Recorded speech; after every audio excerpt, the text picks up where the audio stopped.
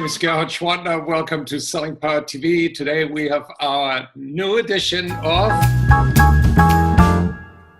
I'm in San Francisco, and here is the first question. Are you ready, Anthony? Here's the way we work. We do this on the weekend, and we text our friends, and we ask them to submit questions. Hi, my name is David Klotz. I would love to know how I can get more of my salespeople to reach and exceed their quota. Love to have some feedback there. Thank you.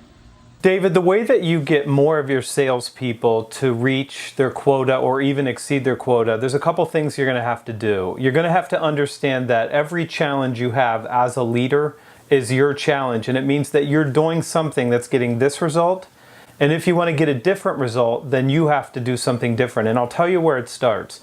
You have to look at your salespeople through a certain lens, and you have to say, do they have the right mindset? And if they don't have the right mindset, then you need to correct that. And then you're going to have to ask yourself this question, do they have the right skill set? And if they don't have the right skill sets, you have to work on those skill sets so that they can achieve the results that they're supposed to. And then you also have to make sure that they have the right toolkits. So it's a three-part recipe, and you're the one that's responsible. And you can't say, my hands are clean, I've done everything I could for these people, unless you've given a mindset, skill set, and toolkit.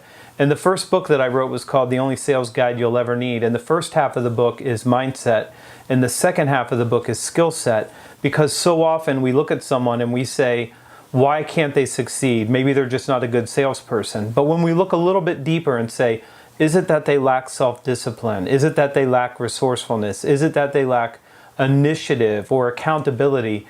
Then we can start zeroing in on what their deficiency is and help them correct it so they produce better results. And those are just mindsets. The same is true for skill sets. Do they know how to prospect? Are they doing enough prospecting?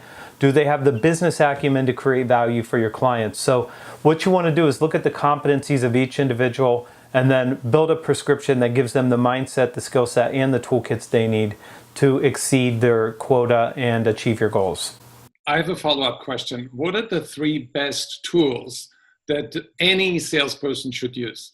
For me, you definitely need a sales process. And today I would say what's most important is that you have a dynamic, agile sales process. And what I mean by that is the sales process is no longer linear because you're going back and forth with clients, and so you need to be able to address that. The second toolkit I would say is you need a certain set of methodologies, like a methodology for building consensus, a methodology for understanding how to create value inside a client's company. And then I definitely think, and this is one that a lot of people aren't big on, I do think that your CRM matters a great deal. And I think that that's the record of your relationships with the individuals that you serve and the companies that you work with. And that should be kept meticulously clean so that you always have integrity and that you always know where you are with those relationships. Awesome. Here's our second question. Let me play it for you.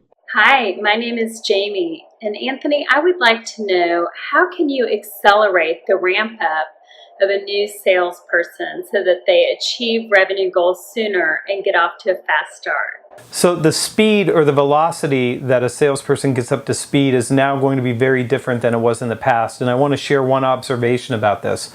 We put people into an onboarding process that basically tells them what their expectations are when they get hired. And we talk to them a lot about what their duties are, but that's not really what helps them generate results. The first thing is you can put a new salesperson with a senior salesperson and say, I want you to spend time with this individual on the phone. I want you to spend time with them in the field, and I want to give you a very specific set of instructions. I want you to walk around with a notebook or a legal pad, and I want you to write down every single question that they ask a client, and I want you to write down every single question that a client asks them and the answer. So when you get back in the car or back to the office, you can sit down and have a conversation to understand why the salesperson tried to take the conversation in that direction, or what was the client really trying to ask and why did we answer it the way that we do. The second thing is a lot of salespeople in big teams work on overlay teams. So we've got SMEs that we're working with. It's the same thing. You should never allow a rep to go out on a meeting with a SME 5 times and not have 75 or 80% of the chops that the subject matter expert has. They're responsible for figuring out how to create value. And you can't be a trusted advisor without having trust and the advice. And so we can't let reps go without learning this. So you want to manufacture a set of experiences, whether it's calling on a certain segment of clients or staying to one product vertical and then working with other reps so that they get experiences that allow them to grow. And the faster you work them through that experience, the faster they generate results. Follow-up question, is there any way you can create KPIs so you know how to improve? There's a number of KPIs. It's going to be different from industry to industry, but I'll tell you how I tend to look at them, Gerhard. I want to see that someone's able to execute what they need to at each stage of the sales process. So at the beginning, I want to look and see, can they have the kind of conversation with the client that results in the commitment for time? And then I want to see, can they have the kind of conversation that they can have a client that commits to exploring and agreeing that they need to change, because that's really the heart of what salespeople do. I don't really want to care about activity and manage phone calls unless that's really what the person needs from me. If they just really need to be more active, I would do that. But the KPIs that I tend to like, I like financial first, and if you can do that, I'll manage you at the financial level. Then I look for outcomes, and if you can generate the outcomes, I can coach you around those.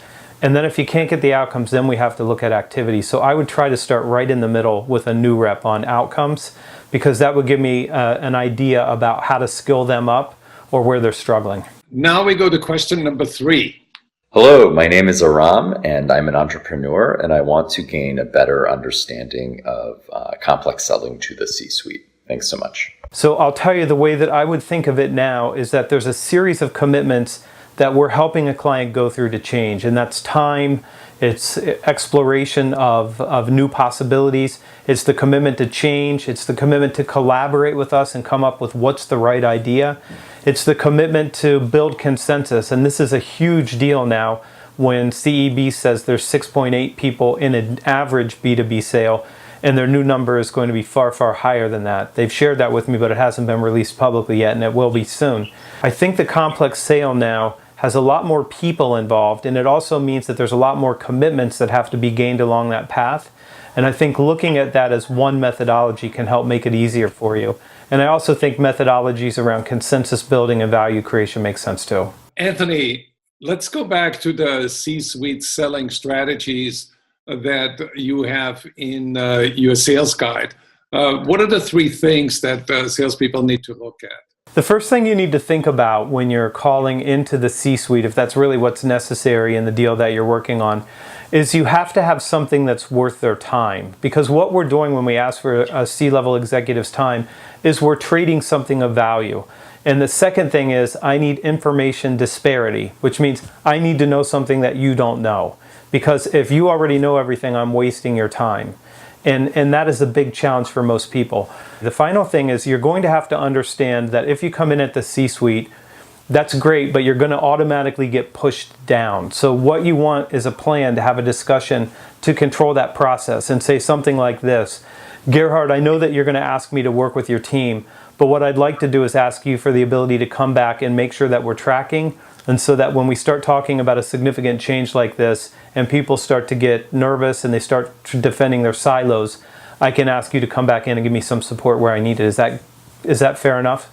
I want to ask that question because I want to hold on to that relationship and make sure that I can have them help me when I need that help. There's one more thing I'd like to add, Anthony, that you are going to get delegated to the person that you sound most like.